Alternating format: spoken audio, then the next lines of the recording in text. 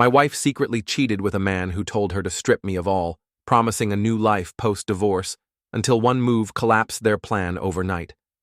My wife, let's just call her M, and I have been together for 6 years, married for 4. Things were solid, or so I thought. We had the usual ups and downs, sure, but nothing that made me think, oh, there's trouble here. In fact, for most of our relationship, we were that couple, teammates through and through. We laughed at dumb inside jokes, debated over which movie to watch for hours, and had this rhythm that just worked. She'd plan elaborate date nights, and I'd surprise her with her favorite takeout after a long day. It felt effortless, like we'd figured out this whole love thing. That's why what happened next hit me like a ton of bricks. Then, about 6 months ago, things started to shift. At first, it was little things, stuff you'd probably miss if you weren't paying attention. She started taking her phone everywhere, like even if she was just going to the kitchen or folding laundry. I mean, before this, her phone would just sit on the coffee table for hours, and she didn't care who picked it up. I made a joke one day saying, "What, are you running some secret spy ring now?" She laughed it off and said, "No, work's been emailing me a lot." Okay, fine. But then, a couple of days later, she set up a password. That one caught me off guard because she'd never used one before. I casually asked her why, and she said something vague about security and hackers. I didn't push it because I didn't want to sound paranoid, but something about it just felt off. It didn't stop there. She started stepping out of the room to take calls, something she never used to do. It wasn't subtle either. Her phone would ring, and she'd be like, "Oh, let me just grab this real quick," and disappear into the bedroom or out onto the porch. If I asked who it was, she'd just say, "Just a friend from work." Then there was this habit she picked up of keeping her phone face down on the table. I didn't even realize it was a thing until one day I reached over to hand her something, and she quickly moved her phone out of the way. It was one of those blink and you'll miss it moments, but it stuck with me. It wasn't just the phone stuff, though. She started feeling distant. Conversations that used to flow naturally now felt like I was pulling teeth. If I brought up future plans, like, where should we go for our anniversary, or do you think we should start saving for a new car, she'd just nod and say, "Yeah, we'll see," before changing the subject. The day it all really clicked for me was this one random Wednesday. She told me she was meeting a friend for coffee after work. It didn't sound weird. She does that sometimes. I happened to be running errands in the same area, and I thought, hey, why not surprise her? It'll be cute. When I got there, though, she wasn't with her friend. She was outside the cafe, pacing back and forth with her phone pressed to her ear. I stayed in my car because something about the way she was talking felt serious. I didn't mean to eavesdrop, but I caught snippets like "it's almost ready" and "starting fresh soon." My stomach dropped. I couldn't figure out what she meant, but it didn't sound like work stuff or friend drama. It sounded bigger than that, like something she'd been planning. When she got home later, I asked her how her coffee date went, trying to keep my tone casual. She gave me this whole story about her friend venting about her boyfriend's latest screw-up. She went on about how she was giving her advice and being a good listener. I nodded along, pretending to believe her, but my brain was working overtime. Was I reading too much into this? Overthinking? Or was there something deeper going on? I couldn't shake the feeling that something was wrong, something she wasn't telling me. Things carried on like that for a few more days. I started watching her behavior more closely, not because I wanted to catch her in something, but because I needed to make sense of what I'd seen and heard. She wasn't acting suspicious in any big, obvious way, but it was the little things that didn't sit right. And then, out of nowhere, she brought up our finances. We were having dinner one night, just a normal weekday meal. We were sitting there chatting about random stuff, her work, a new show she wanted to watch, when she said, "You know, we should really organize all our financial stuff," flashing her most innocent smile. It was such a left-field comment that I just stared at her for a second. "What do you mean?" I asked. She shrugged. "I just think we should have everything in one place, you know, like all our account info, passwords, documents, that kind of thing, just in case of emergencies." I didn't know what to say. This wasn't something we'd ever talked about before, and the timing felt weird considering everything else I'd noticed. "What kind of emergencies?" I asked, trying to keep my tone casual. She shrugged again. "It's just smart, isn't it? What if something happens to one of us, or what if we need to make a big financial decision quickly? Her explanation made sense on the surface, but something about the way she said it put me on edge. It was too rehearsed, too neat, like she'd been waiting for the right moment to bring it up. I nodded and mumbled something like, "Yeah, I guess that's a good idea," but inside, alarm bells were going off. Why now? Why suddenly care about organizing our finances when we'd always kept things separate and loose? That night, my mind kept replaying her comment over and over, trying to piece together what it could mean. Was this just normal adult stuff, and I was reading too much into it? But then I thought about the phone calls, the conversation I'd overheard at the cafe, and how distant she'd been lately. It all started to add up, and I didn't like the picture it was painting. Until then, I didn't do anything about it. A couple of days later, she brought it up again. We were in the kitchen, I was making a sandwich, and she was scrolling on her phone when she suddenly said, "Have you thought more about organizing the bank stuff? Like, do you know where all the account details are?" I put down the knife and turned to face her. "Okay, what's going on?" I asked, trying to keep my tone light but firm. "You've been bringing up the finances a lot lately. Is there something we need to talk about?" She finally looked up from her phone, surprised, like she didn't expect me to press her on it. "No, nothing's wrong," she said quickly, giving me a small laugh. "I just think it's important, that's all. You know, for emergencies." "Emergencies like what?" She shrugged, her face unreadable. "I don't know, just life stuff. It's not a big deal, I promise. I just think it's something we should get on top of." Her answer felt vague, too vague. I nodded and let it go. But the way she avoided giving a straight answer only made me more suspicious. It didn't feel like a casual suggestion anymore. It felt like she was hiding something, and I had no idea what it was. So, the next day, while she was out at work, I decided to take a closer look at our financial situation. I opened our joint account online and noticed something strange. A few small transfers had been made over the past month. Nothing huge, just little amounts that didn't seem to have a clear purpose. They weren't labeled for bills or groceries or anything like that. I didn't want to jump to conclusions, but it looked like she'd been moving money out of the account for something, but I couldn't figure it out. I thought about confronting her, but something told me to wait. If I was wrong, I'd look like an idiot. And if I was right, well, I needed to be careful, and it was eating up on me. So I reached out to someone I trusted, an old college buddy who happens to be a lawyer. I told him what I'd noticed, trying not to sound like a conspiracy theorist. "Look," he said after I explained everything, "I'm not saying something's definitely going on, but you're not crazy for wanting to be prepared. If you're worried about protecting your assets, now's the time to do it. Better safe than sorry." He gave me a rundown of what I could do, simple steps to make sure my finances were secure if something was going on. I'll admit, the idea of taking action like that felt extreme. It felt like I was planning for something terrible when I wasn't even sure anything was wrong. But the more I thought about it, the more it made sense.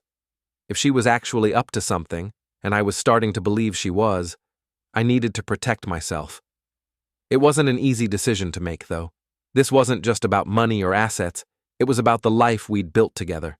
I kept replaying memories in my head. Our wedding day, the times we stayed up late talking about our dreams, the random little jokes we shared. How did we get here? Was this really what our marriage had come to? The thought of taking these steps felt like admitting defeat, like I was officially giving up on the trust we once had. That evening, while she was out, I sat down at my desk and pulled out my laptop. My hands were shaking as I opened the browser and started going through everything. Bank accounts, investment accounts, the house deed. Each document I reviewed felt like a betrayal, but the nagging voice in my head kept reminding me that this was about survival, not sabotage. I wasn't trying to hurt her, I just couldn't shake the feeling that if I didn't act now, I'd regret it later. I made a list of everything I could transfer and how to do it without raising suspicion.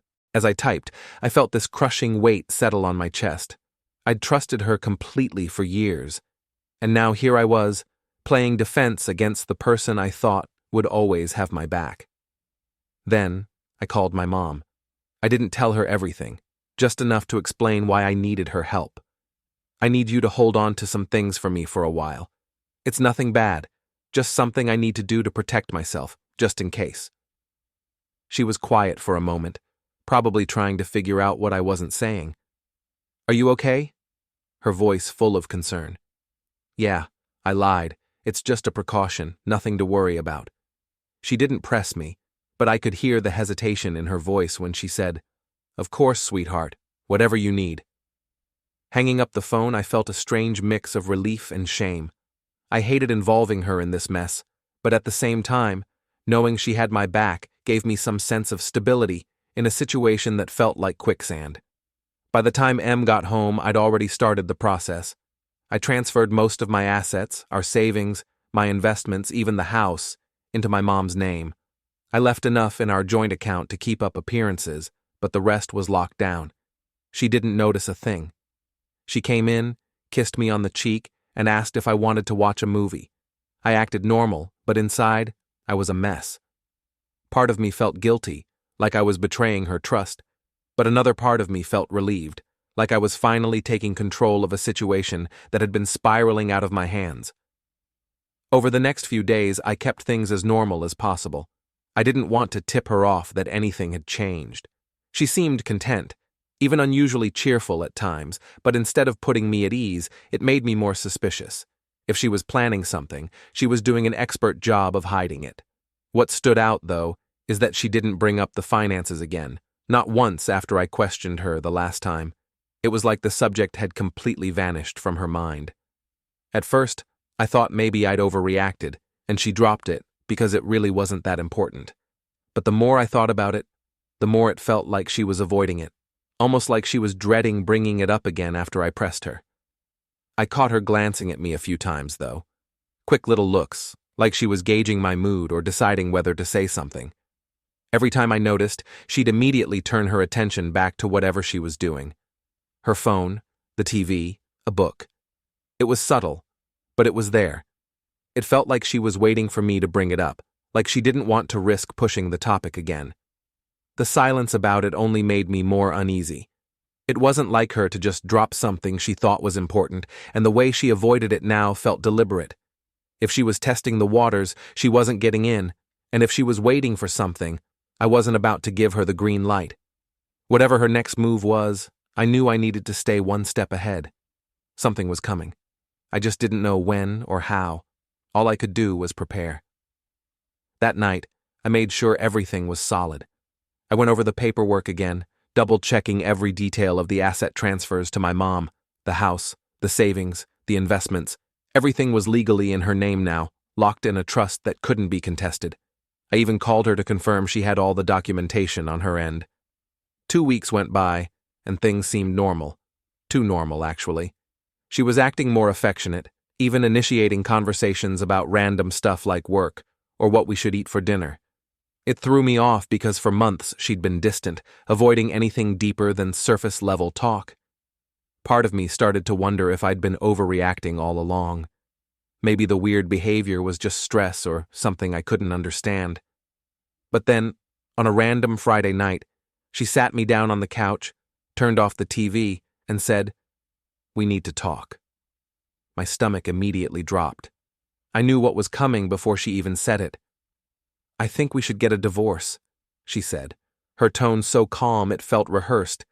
It wasn't angry and it wasn't emotional. It was just cold, like she was telling me we'd run out of milk. I stared at her, unsure how to respond, as she launched into her reasoning.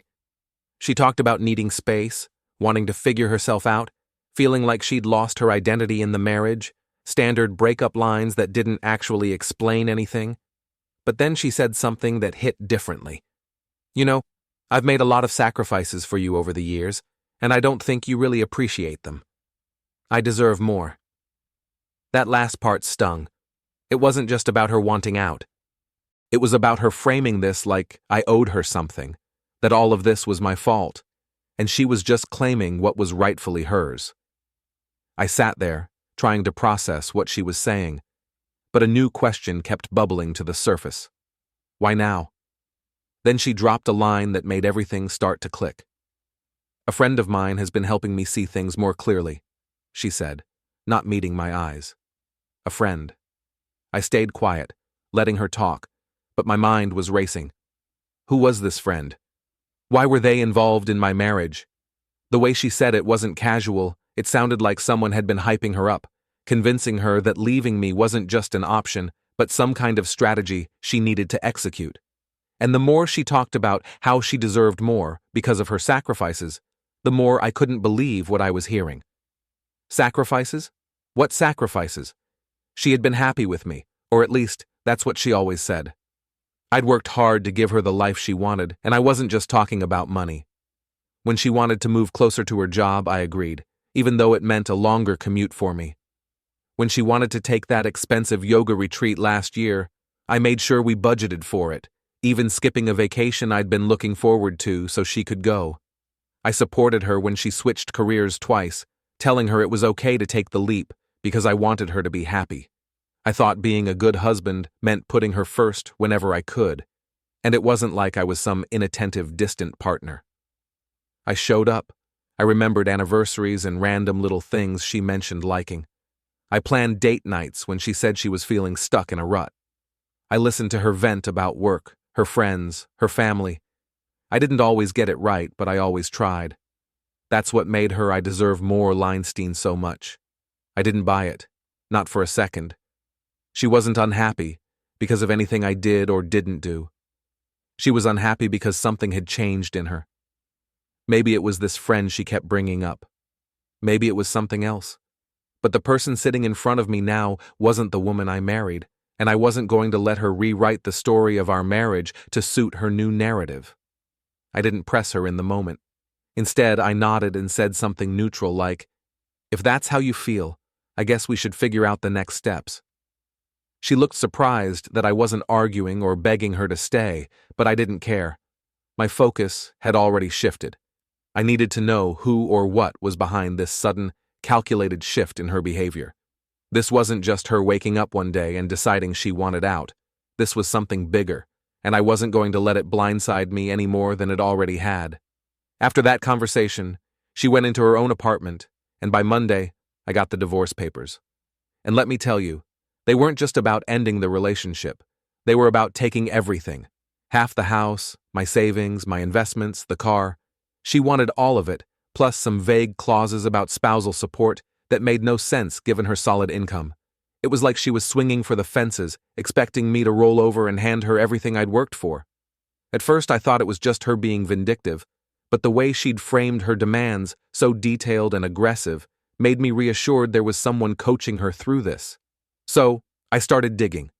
It wasn't like I could just ask her who she'd been talking to, so I had to get creative. I started with her social media. She hadn't blocked me, and while she didn't post often, I went through her tagged photos and comments, looking for anyone new. That's when I noticed a pattern. Someone named Jake kept liking and commenting on her posts. Nothing inappropriate, just enough to make me pause. I clicked his profile, and it was public. He didn't seem like much at first glance, a guy in his 30s who worked in marketing, judging by his bio. But as I scrolled through, I noticed something strange. He'd posted a photo at the same cafe I'd seen her at weeks ago. On the same day I overheard her talking about starting fresh. My stomach churned. As I kept scrolling, there were more subtle hints. A comment on one of her posts saying, "You've got this," and a selfie he'd posted from what looked like her new apartment. None of it was concrete proof, but it was enough to make me suspicious. I wasn't sure what to do with this information, but I knew I couldn't just sit there and wait for answers to fall into my lap. Her mention of a friend helping her through things had stuck with me, and I needed to know who was. I decided to call one of our mutual friends, Lisa. She and my wife had been close for years, so if anyone knew what was going on, it would be her. I kept the conversation casual at first, just asking if she'd talked to my wife recently, or if anything seemed off. Lisa responded quickly, saying she didn't know anything about a friend or any advice. I asked a few more questions, trying to probe, but she shut down the conversation defensively, saying she really couldn't help me. The whole thing felt rushed, like she was trying to avoid getting involved, not ready to give up. I called another friend, Emily. I went through the same routine, explaining that I was just trying to make sense of everything. At first, she seemed hesitant, dodging my questions with vague answers. When I pressed her a bit more, she ended the call abruptly, leaving me more suspicious than ever. I sat there, frustrated, trying to figure out what my next move should be. Then, to my surprise, Emily called me back. She told me she needed to make sure whatever she said wouldn't get back to her. I promised it wouldn't, and after a long pause, she finally told me what she knew. Apparently, my wife had been spending a lot of time with someone named Jake, someone she'd met through work. Emily said she didn't know much else, but from what she'd heard, Jake was deeply involved in the advice my wife was getting about the divorce. Hearing that name felt like a piece of the puzzle clicking into place. Now it was clear this wasn't just about her needing space or finding herself. Someone else was in the picture, steering her decisions, and I was determined to find out why. I decided to confront it in my own way. That weekend, I drove to her apartment building and parked a block away, hoping to confirm what I already knew. Sure enough, a couple of hours later, she walked out of the building with Jake. They didn't hold hands or anything, but the way they walked together, close, leaning in to talk, was enough. They got into his car and drove off, leaving me sitting there, staring at the space where they'd been. I didn't follow them. I didn't need to. At that moment, it was clear she hadn't just fallen out of love with me, she'd been planning her exit with someone else. And now it all made sense. The sudden distance, the financial questions, the aggressive demands in the divorce papers. She wasn't just leaving me, she was leaving me with nothing. And she had someone backing her every step of the way. I went home that night, my mind spinning with everything I'd learned. The betrayal stung, but what hurt more was how calculated it all was. She was using the divorce as a stepping stone for whatever life she was building with Jake, but she had no idea what I'd prepared for her. The first mediation session was tense. From the moment we walked in, her lawyer showed up with a folder so thick it looked like they were filing a lawsuit against a Fortune 500 company. He started going through her demands like they were completely reasonable. Half the house, the savings, my investments, the car, even some additional nonsense about spousal support. I stayed quiet, pretending to listen, but I was waiting for my lawyer to make his move. When it was finally our turn, he calmly slid a stack of documents across the table and said, "Before we proceed, I think it's important for everyone to review these." Her lawyer picked up the papers, skimming through them. His confident demeanor shifted quickly as he flipped the pages, his brows furrowing deeper with each one. "What is this?" he asked, looking up. "These documents show the transfer of all major assets into a trust under my client's mother's name," my lawyer explained, his voice steady. "The transfers were completed several weeks before the divorce filing, and the trust is fully legal and irrevocable." The room went completely silent. Her lawyer turned to her, his confusion now mixed with frustration. "You didn't mention this," he said flatly. She snatched the papers from his hands and flipped through them, her face turning red. "This can't be real," she muttered, staring at the notarized signatures and dates. Then she turned to me, her expression shifting from disbelief to fury. "You planned this," she hissed, glaring at me like I'd committed some unforgivable crime. "You knew I was going to file, and you set this up to screw me over." I didn't respond. I just sat there, letting her connect the dots on her own. Her lawyer, now visibly annoyed, asked my lawyer to explain further. So he did, calmly, methodically, and with every piece of proof needed to make the transfers ironclad. The dates lined up perfectly, showing I'd moved everything well before she filed. The signatures were properly notarized, and the trust was airtight. There was nothing they could do to contest it. She was livid. "You're unbelievable," she snapped, leaning forward in her chair. "I can't believe you'd do something like this to me." I still didn't say a word. What was there to say? This wasn't about me doing something to her. This was about protecting myself, because she'd made it clear she wasn't leaving quietly. The meeting ended with her lawyer muttering something about needing to reassess their approach, but it was obvious to everyone in the room that they had no moves left to make. When we walked out of the building, she pulled me aside in the hallway, her face a mix of anger and desperation. "This isn't over," she said, her voice low. "You're going to regret this." I just looked at her and said, "I already regret trusting you. That's the only regret I have." After that mediation session, things spiraled faster than I expected. She went into full meltdown mode almost immediately. It started with the calls. Endless calls. At first, she sounded calm, even apologetic, leaving voicemails that started with, "I think we just need to talk," or "I know this got messy, but we can fix it." When I didn't respond, the tone shifted. By the second day, her messages were bouncing between sobbing and screaming. One voicemail would be her crying about how she made a mistake and didn't want to lose everything we built together. The next would be an angry tirade, accusing me of being stingy and vindictive, blaming me for everything going wrong in her life. I ignored it all. My lawyer had advised me not to engage, and honestly, I didn't want to. I was done playing her games. But she wasn't. When the calls and texts didn't work, she started spinning stories. I started hearing from mutual friends that she'd been telling people the divorce wasn't real, that it had all been some elaborate prank. A prank? I mean, who would even believe that? It didn't take long for the cracks in her story to show.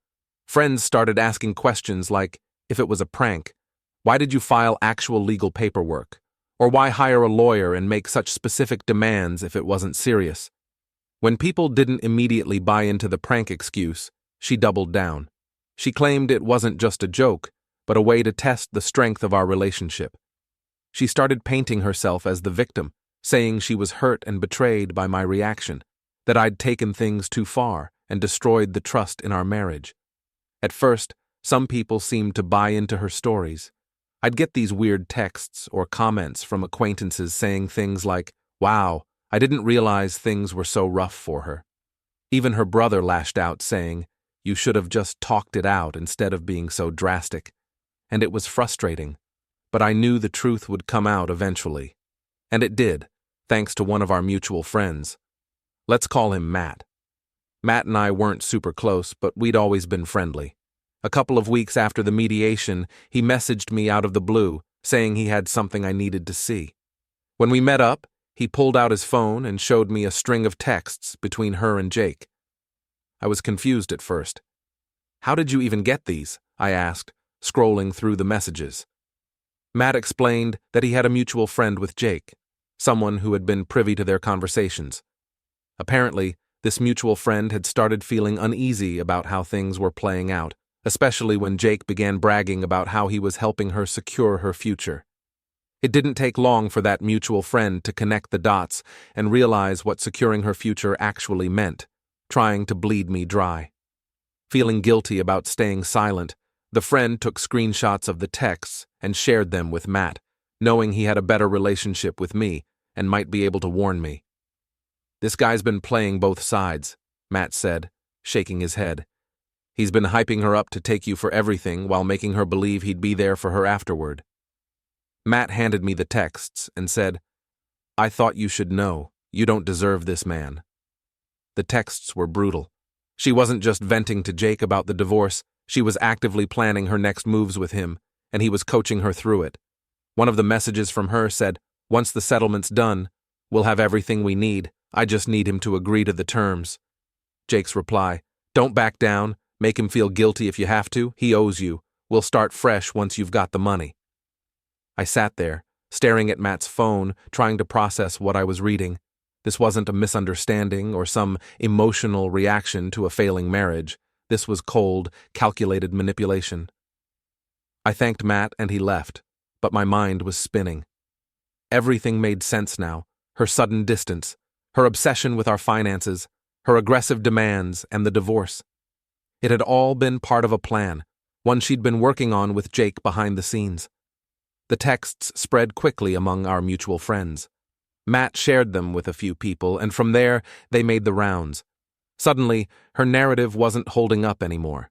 People who'd been neutral or even supportive of her started pulling away, and the shift was almost instant. The people who had been defending her or staying on the fence now saw her for who she really was. Even her closest allies started distancing themselves. By the time the divorce was finalized, she had nothing but her personal belongings. Her lawyer quietly dropped her case after realizing there wasn't a legal leg to stand on. All those bold demands had crumbled under the weight of the paperwork I'd prepared, and the trust I'd set up with my mom was untouchable. As for Jake, he seemed to vanish the moment things started unraveling. I wouldn't be surprised if he'd been using her just as much as she'd been using me. From what I could piece together, he'd been feeding her delusions of independence and a fresh start, but the second it became clear she wasn't walking away with anything, he was gone. Without Jake in her corner, her confidence took a nosedive. The calls and texts kept coming, but now they were more desperate. She wasn't accusing me anymore, she was begging. "Can we just talk, please?" "I'll do anything to fix this," one voicemail said. Another, "You don't have to forgive me, but can't we just settle this and move on? I'll drop everything if you just talk to me." I didn't respond. I couldn't. The damage was done, and there was no coming back from it. Even her family started to pull away. Her brother reached out to me at one point, apologizing for some of the things he'd said earlier when he believed her side of the story. "I didn't know what she was doing to you," he admitted. "I'm sorry I ever took her word for it. As for me, I got the house, my savings, and something I hadn't felt in a long time: peace of mind. My mom, as always, was my rock. She came over with buckets of paint and a list of ideas to help me reclaim this space as my own. Now, life feels like it's finally mine again. No more second-guessing every little interaction. No more feeling betrayed, just peace. She's a chapter in my past, one I don't reread anymore, and as far as I'm concerned, the rest of the story is entirely mine to write."